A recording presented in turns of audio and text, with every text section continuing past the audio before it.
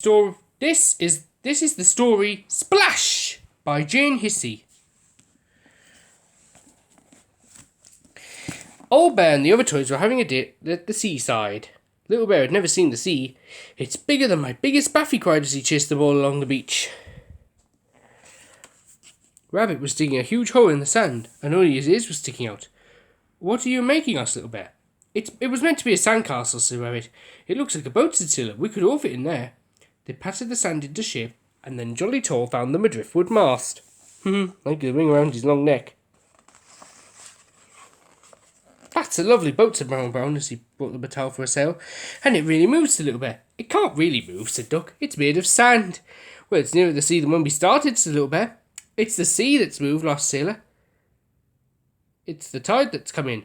It goes in and out every day to wash the beach clean."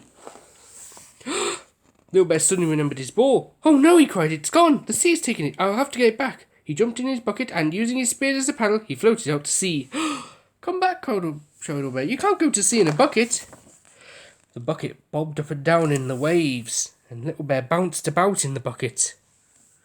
He couldn't see his lost ball anywhere. "Oh, perhaps a shark has eaten it," he thought. "Oh no, it might eat me too."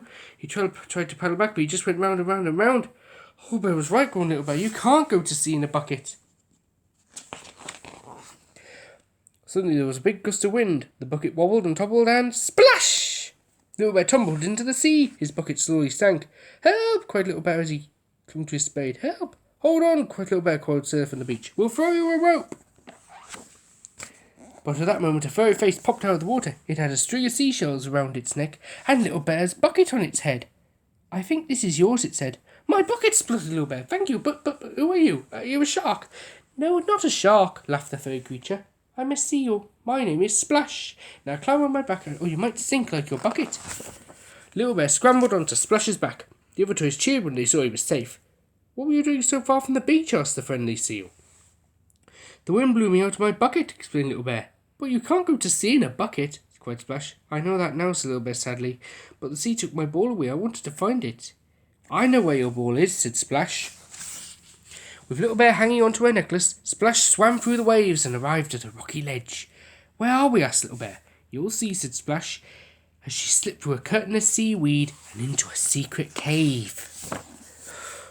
Little Bear stared in surprise. All around were seaside things: sandals and spades, towels and toys, buckets, balls and boats. "A treasure cave," gasped Little Bear. "And there's my ball. How did it get here?"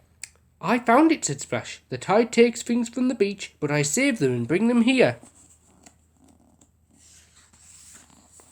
Splash bounced the ball down to Little Bear.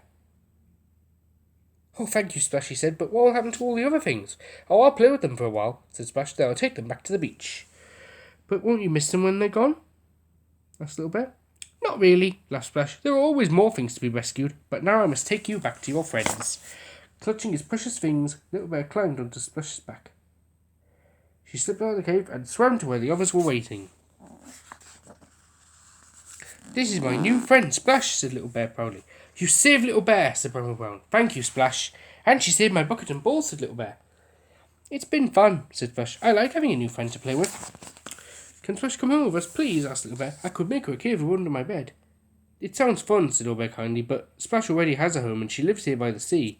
And who would rescue all the lost things?" laughed Splash. "But I have something you can take home, Little Bear." She carefully slipped her seashell necklace over Little Bear's head. "Remember our seaside adventure when you wear this," she said kindly. "And come back soon, won't you?" "Thank you, Splash," whispered Little Bear. "I will. Hopefully not to go to sea in a bucket next time."